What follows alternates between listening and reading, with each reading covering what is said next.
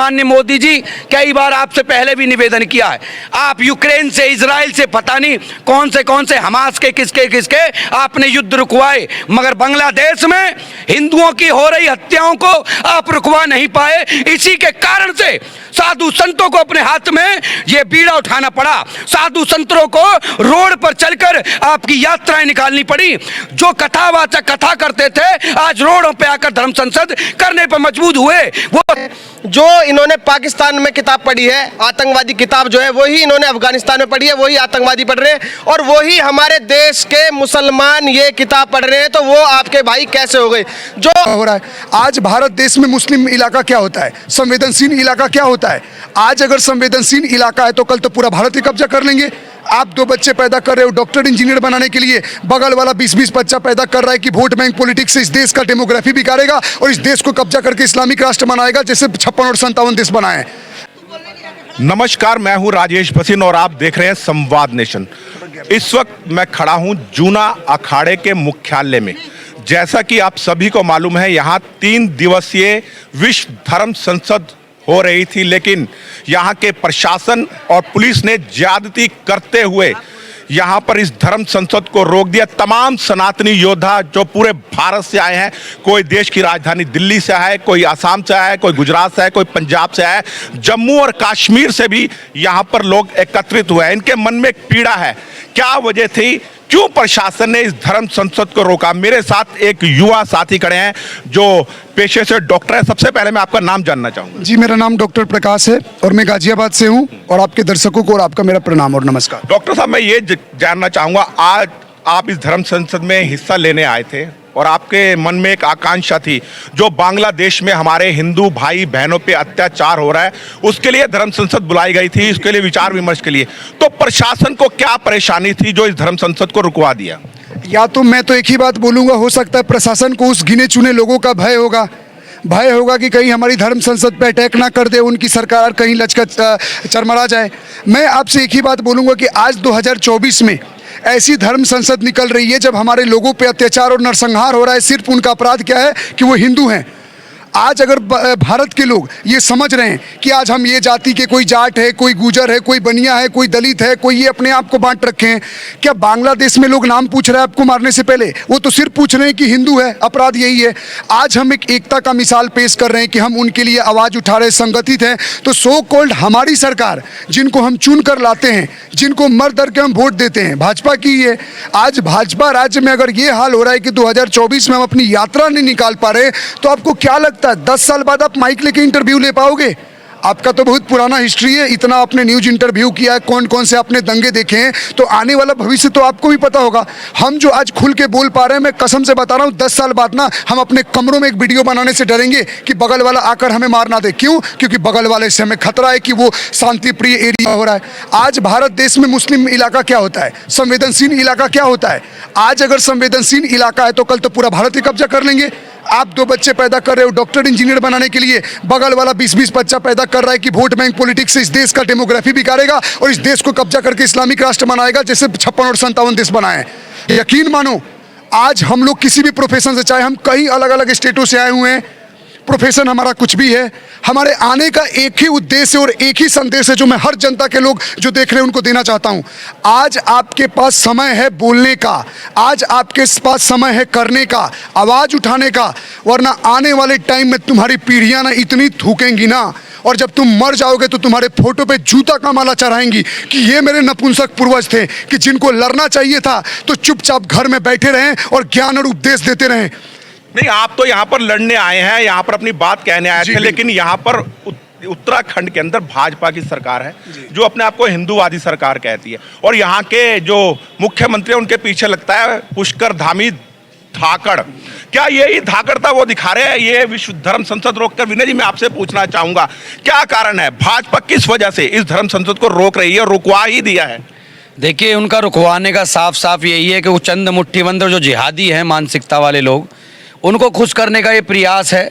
सनातन धर्म के लिए जो आवाज़ यति महाराज दिन रात उठाते हैं, यहाँ तक कि डासना मंदिर पर हम भी भूल नहीं सकते, यहाँ धामी जी हैं, वहाँ योगी जी हैं, योगी जी का थोड़ा डंडा चला तो शायद वहाँ चीज़ें बदली हैं, मगर यहाँ धामी जी शायद भूल गए कि 18% लगभग ये जिहादी यहाँ उत्तराखंड में भी हो चुके हैं। पूरा बागपत से आप देखिए अमरोहा, ये मुरादाबाद, मेरठ, ये पूरी बेल्ट उठकर आपके मुंशियारी से लेकर धारचूला से लेकर डीडी हाट से लेकर ऊपर थल तक ये पूरे रोड सड़कों में इन्होंने का काम चल रहा है। तो शायद धामी जी को पता नहीं है, जब उन्हें पता चलेगा तो पता नहीं जब तक ये कश्मीर बन चुका होगा। शायद उन्हें ये नहीं लगता होगा कि ये यति महाराज जो आवाज़ जहाँ भी बुलंदी के साथ उठाते हैं वो दुनिया की आवाज़ बनती है। ये धर्म संसद दुनिया के लोगों के लिए था। यहाँ पर इजराइल से, यहाँ फ्रांस से, रूस से सभी लोग यहाँ एकत्रित होने वाले थे, जिसका उद्देश्य सिर्फ कोई विशेष नहीं, वो जिहादी मानसिकता जो किताब के माध्यम से इस देश के 57 देश कब्जा कर लेती है, जो विस्तारवादी विचारधारा, उसके खिलाफ है। ये मुट्ठी भर उन जिहादी 30 से 40 करोड़ लोगों के लिए नहीं, जो दुनिया में सबसे बड़ी आबादी बनकर पूरी दुनिया के लिए आज सनातन धर्म के जो हमारे धर्म गुरु हैं वो दुनिया को संदेश देने वाले थे। खाली हमें हिंदुओं की चिंता नहीं है, हम पूरी दुनिया की चिंता करके लेने चलने वाले हैं। प्राणियों में सद्भावना हो, विश्व का कल्याण हो, यह साधु संत विश्व के कल्याण के लिए, और विश्व ही देखे ये साधु संतों ने जिस प्रकार से इस्लाम को अगर किसी ने उजागर किया है या जिहादी मानसिकता को सही से किसी ने उजागर किया है तो वो यति महाराज ही हैं, जिन्होंने बताया तो सही जिहादी क्या होता है। काफिर कहते हैं हमें, तो काफिर को सही से डिफाइन करने वाले कि काफिरों जाग जाओ, जो इस्लाम को नहीं मानोगे, जकिया दोगे, अपनी बहन बेटी दोगे, कत्लेआम करवाओगे। यही तो बताया, यही चेतना थी। बांग्लादेश में जो हुआ, सरकार, हमारी भी सरकार, माननीय मोदी जी, कई बार आपसे पहले भी निवेदन किया है, आप यूक्रेन से, इजराइल से, पता नहीं कौन से हमास के किसके आपने युद्ध रुकवाए, मगर बांग्लादेश में हिंदुओं की हो रही हत्याओं को आप रुकवा नहीं पाए। इसी के कारण से साधु संतों को अपने हाथ में ये बीड़ा उठाना पड़ा, साधु संतों को रोड पर चलकर आपकी यात्राएं निकालनी पड़ी। जो कथावाचक कथा करते थे आज रोडों पे आकर धर्म संसद करने पर मजबूर हुए। वो संसद में जो आपकी आवाज नहीं बोल पाई, उन्होंने संसद बनाकर समाज को जागरूक करने का काम किया। आप कैसे सोच सकते हो? आप सनातन धर्म के लिए बने हुए वो व्यक्ति हैं जिसे 15 साल इस देश के मुखिया के रूप में आपको बनाया गया, आप उनको ही भूल जाएंगे? आप उन जिहादियों के मकान बनवाएंगे, दुकान बनवाएंगे, सिलेंडर बांटेंगे और उन्हें खा के पढ़ा लिखा के हमारी जान पे जो है कलेश करने के लिए, ताकि हमारे आने वाली पीढ़ी हमें ये गाली दे सके कि हराम खोरो, जो दौलत छोड़ के गए थे, कम से कम लड़ना सिखा जाते तो इन जिहादियों से हम लड़ पाते। यही सिखाने का काम सरकार तो नहीं कर पा रही। बात बात पे संविधान आ जाता है, हमारे संविधान में खतरा। हिंदू की बात करें तो कोई कहता संविधान पे खतरा है। यहाँ धर्म संसद से किसी के संविधान पे खतरा नहीं था, सुप्रीम कोर्ट ने रोक लगा दी। सुप्रीम कोर्ट वहां रोक नहीं लगा रही जहां वो 2 कौड़ी का वो जिहादी कहीं भी लौट जाता है, जाके कहीं भी मजार बन जाती। कभी रेलवे स्टेशन, कानपुर जाओ तो रेलवे स्टेशन घेर रखा है, इलाहाबाद जाओ तो रेलवे स्टेशन घेर रखा है। अरे तू कहाँ लखनऊ से लेकर, लखनऊ में पूरी रेलवे लाइन घेर रखी है, वो चद्दर ओढ़ के कहीं भी सो जाता है, उसके बारे में नहीं बोल सकते क्या? ये सुप्रीम कोर्ट के भरोसे रहने वाला हिंदू ना तो दी। देखो इसमें गलती इन साधु संतों की और यहाँ रुकने की है, उनकी नहीं है। ये धामी की औकात नहीं है, ये धामी की औकात नहीं, ये हिंदुओं की कमजोरी का कारण है कि आपकी अयोध्या में और जूनागढ़ अखाड़ा जो सबसे बड़े अखाड़ों में प्रमुख है, अगर उसकी धर्म संसद रुकती है, ये सनातन धर्म पे बार है। और ये जो धामी है, आपको एक सोचना पड़ेगा अपने ऊपर धाकड़ लगाने से और कोई शेर लगाने से। ना तो शेर बन जाता ना धाकड़ बन जाता।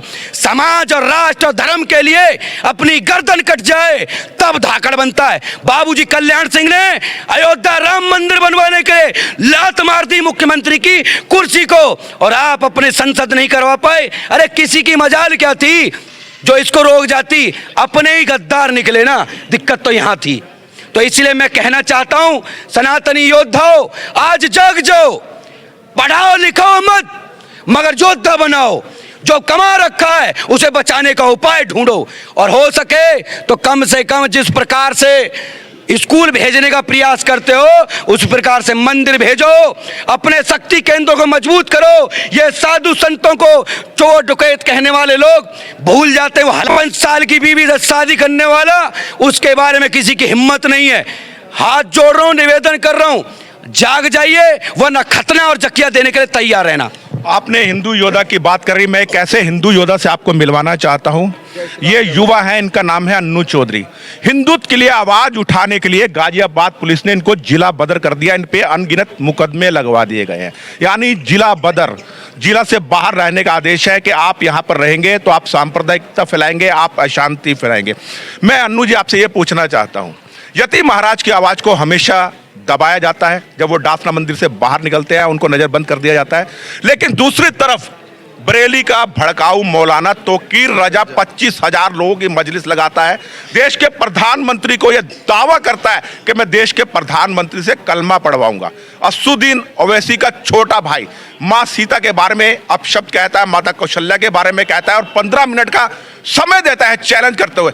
तब उन पे प्रतिबंध क्यों नहीं लगता? क्यों धर्म संसद पे ही प्रतिबंध लगाते हैं? क्यों हिंदुओं पर ही कुठाराघात होता है? देखिए, पूर्व में जो सरकार थी, जब तक वो सरकार रही, जब तक पार्टी के लोग, इतने सारे 3 लाख के आसपास हिंदू संगठन है, सब सड़कों पे उतर जाते थे। कहीं लव जिहाद होता था, कहीं गौ माता की हत्या होती थी, सब एक साथ मिलजुल के उसकी लड़ाई लड़ते थे कि ये कांग्रेस की सरकार, इसने ये कर दिया, वो कर दिया। अब तो पूरी दुनिया को पता है कि ये भारत में हिंदूवादी सरकार है। भाजपा सरकार होते हुए भी धर्म संसद नहीं होने दी जा रही यहाँ हरिद्वार के अंदर। तो ये 110 करोड़ हिंदुओं की ये नपुंसकता को दर्शाया जा रहा है कि आप लोगों के जीते जी यहाँ हिंदू धर्म संसद नहीं हो पा रही। एक तरफ 25 करोड़ लोगों को खुश करा जा रहा है। आप आयुष्मान कार्ड देख लो, सब उन्हीं के बनाए जा रहे हैं। आप अपने अपने एरिया में देखो कि जहां पर ये 2.5 करोड़ वाली जो सेवाएं दी जा रही है वो किसको दी जा रही है, कितने हिंदू लोग ले रहे हैं। और एक चीज मैं आपको बता दूं, इन्हें इस्लामिक जितने जो भी है, जो इन्होंने पाकिस्तान में किताब पढ़ी है, आतंकवादी किताब जो है वही इन्होंने अफगानिस्तान में पढ़ी है, वही आतंकवादी पढ़ रहे हैं। और वही हमारे देश के मुसलमान ये किताब पढ़ रहे हैं। तो वो आपके भाई कैसे हो गए? जो आपके बीच में हिंदूवादी बनने के बाद, पार्टी में आने के बाद, सत्ता में बैठने के बाद, संवैधानिक पद पर, उसके बाद हिंदू मुस्लिम भाईचारे की बात करता है, तो वो सबसे बड़ा गद्दार है। ये ध्यान रखना, वो आपके देश का, धर्म का दुश्मन है। कितना ही आपके बीच में बैठ के वो कितनी ही आपकी हिंदूवादी बातें करे, लेकिन अगर वो हिंदू मुस्लिम भाईचारे की बात कर रहा है तो वो सोच लेना राष्ट्र का सबसे बड़ा दुश्मन है। हमारे जीते जी हम लोग आज हरिद्वार के अंदर गंगा घाट पर हैं। यहाँ पर यतीम महाराज को धर्म संसद करने से, हिंदू धर्म संसद, सोचो 110 करोड़ की हिंदू आबादी वाले देश में धर्म संसद करने से रोक दिया जाता है। एक तरफ धामी सरकार, वो भारतीय जनता पार्टी की सरकार, एक तरफ योगी जी सरकार। मैं कह रहा हूं आप उत्तर प्रदेश में भी करके देख लो, जहां जहां इनकी सरकार नहीं है, मैं विरोध नहीं कर रहा लेकिन ये फैक्ट है।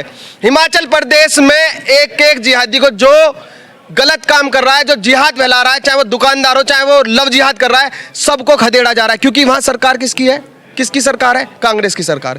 यहां पर आप करके दिखा दो, यहां उत्तर प्रदेश में ऐसी धर्म संसद करके दिखा दो जहां जहां पर इस्लामिक, ये मुसलमानों की आबादी ज्यादा है, वहां पर मंदिरों के यही हालात हैं। खोद के देख लो, जहां जहां पर मंदिर, आज भी ऐसी जगह हैं हिंदुओं की। उत्तर प्रदेश की बात कर रहा हूं क्योंकि मैं उत्तर प्रदेश से आता हूं, मैं गाजियाबाद से हूं, जिला बदर चल रहा हूं। लेकिन जहां जहां इनकी आबादी ज्यादा है, वहां लव जिहाद के केस देख लो। आप थाने में चले जाओ, वहां पर आप क्रिमिनल रिकॉर्ड देख लो, किसके ज्यादा है। वहां से हिंदू क्यों पलायन कर रहा है, क्यों नहीं रुक रहा है अब तक? तो भैया, सारी जिम्मेदारी सरकार की भी नहीं है, हम लोगों को, हम जैसे जितने भी हैं सनातनी भाई हैं। और हिंदुओं, ध्यान से सुन लेना, ये लास्ट पीढ़ी है। 10 साल बाद आपके लिए खड़ा होने वाला, लड़ने वाला कोई नहीं बचेगा। इस बार जो अगर नहीं भी लड़ सकते, आपके एंटरटेनमेंट 25 अभी दिसंबर आ रहा है, आप देखना, क्लबों में जाना, आप देखना, 1 तारीख आ रही है, उस दिन देखना, ये 10% लोग भी नहीं है जो हिंदुत्व की लड़ाई लड़ रहे हैं या बोल पा रहे हैं या उनका साथ दे रहे हैं। मैं कह रहा हूं कि 90% हिंदू इंजॉयमेंट में लगा हुआ है। आप रील उल्टी सीधी अश्लीलता देख लो, अश्लीलता की रील मिलियनों में जाती है। और धर्म की, राष्ट्र की, हित की, हिंदू बहन बेटियों की रक्षा की, गौ माता की रक्षा की रील्स, वीडियोस कोई भी देखता ही नहीं है, स्क्रॉल कर देता है। तो मेरा हाथ जोड़ के निवेदन है, आप लड़ नहीं सकते, आप खड़े नहीं हो सकते, लेकिन आप सहयोग कर सकते हो, आप लड़ने वालों का साथ दे सकते हो। मेरा यही निवेदन है। जय श्री राम, जय गौ माता। ये है सनातनी समाज के युवाओं की पीड़ा।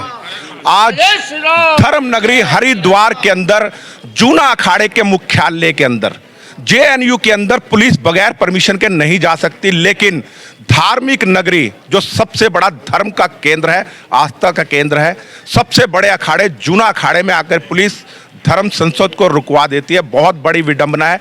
इस प्रश्न पे आपको विचार करना चाहिए।